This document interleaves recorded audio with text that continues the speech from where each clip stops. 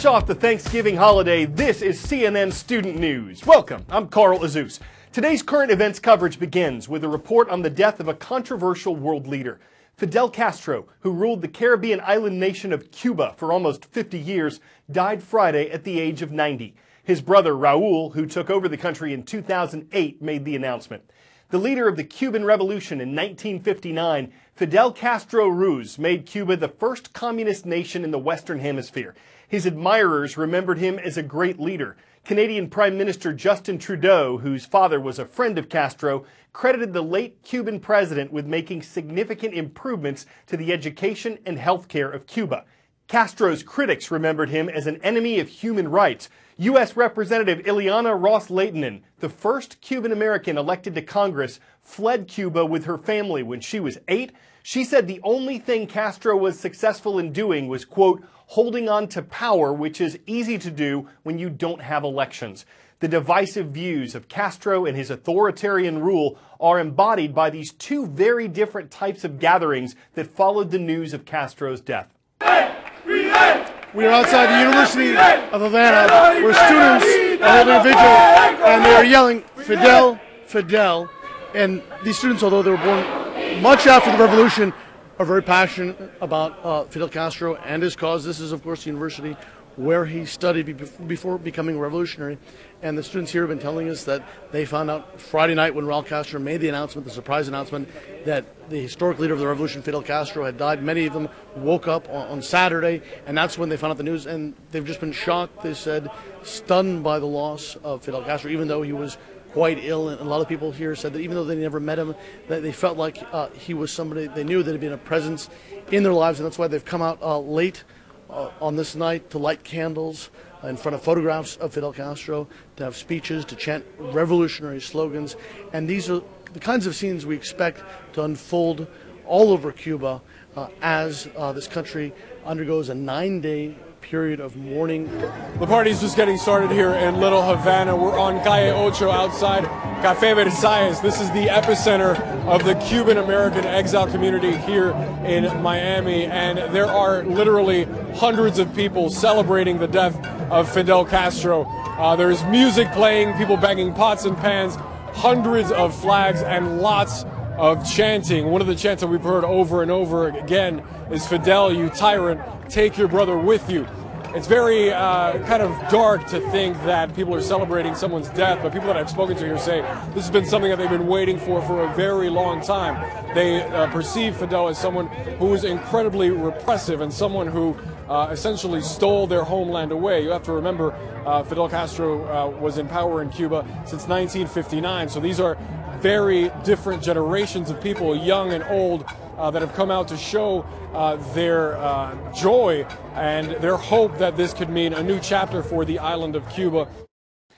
The Green Party, an American political party, has filed for a recount of U.S. presidential votes in the state of Wisconsin.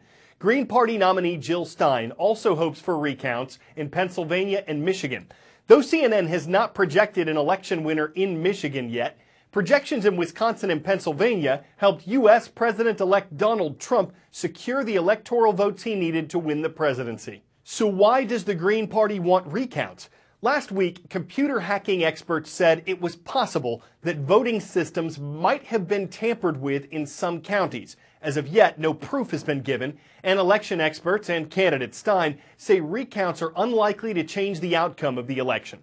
Still, Stein has raised several $1 million in support of the recount effort and says any additional money would be used to train Green Party candidates for local office. That having a secure elections process benefits us all, and I invite everyone. I invite Donald Trump's campaign, Hillary's campaign. We've had calls out to Gary Johnson's campaign. This should be a nonpartisan, people-powered effort to ensure that we can rely on the integrity and the security of our votes.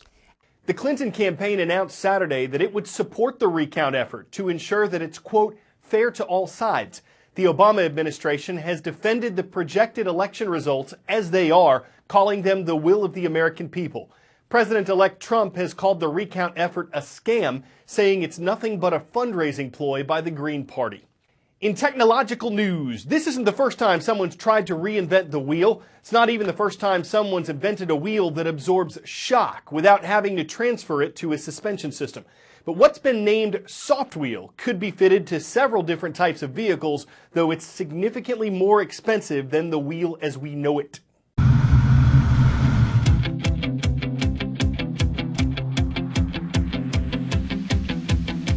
For all of the differences between cars, one thing has barely changed.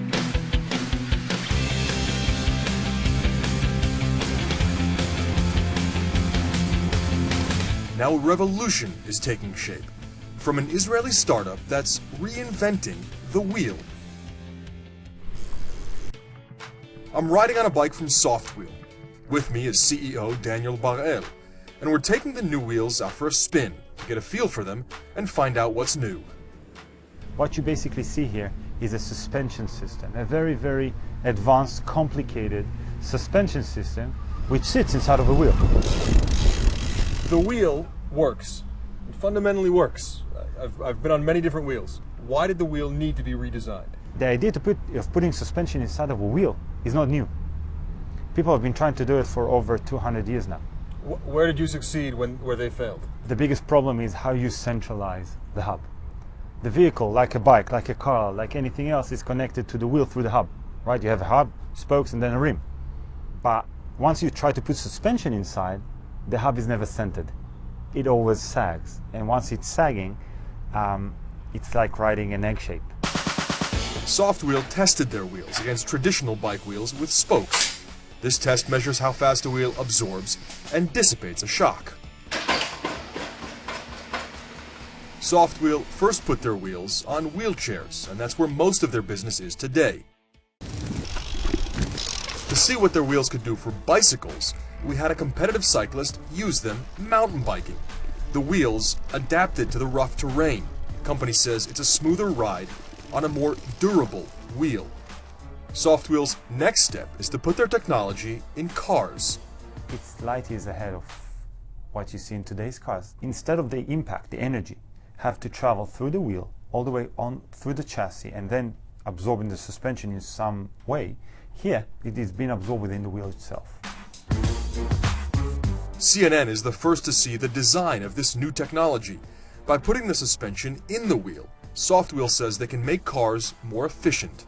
Because the energy is contained within the wheel, there's no reason for such a robust, complex chassis. We can simplify the chassis, we can make it less robust, and hence make it easier to produce. We can make it cost-effective, lighter, and actually better. The wheel hasn't been reinvented in 6,000 years. Perhaps now it's about time. Oren Lieberman, CNN, Tel Aviv.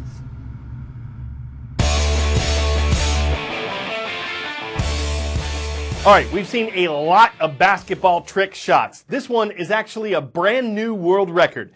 A group of internet stars from Australia traveled to a dam in Switzerland to take the shot from more than 590 feet up. It takes a while for the ball to get down there, a long while. But once it does, nothing but net. The really crazy part is that they say it took only 3 tries to sink the shot. Did I say this wasn't Switzerland? I meant Swisherland. And only the ball had a sinking feeling about that shot. Any way you look at it, it was going to be an air ball, and it seems the idea of shooting from a dam really held water. Okay, that's enough foul puns for the day. We'll rebound tomorrow. I'm Carl Azuz for CNN Student News.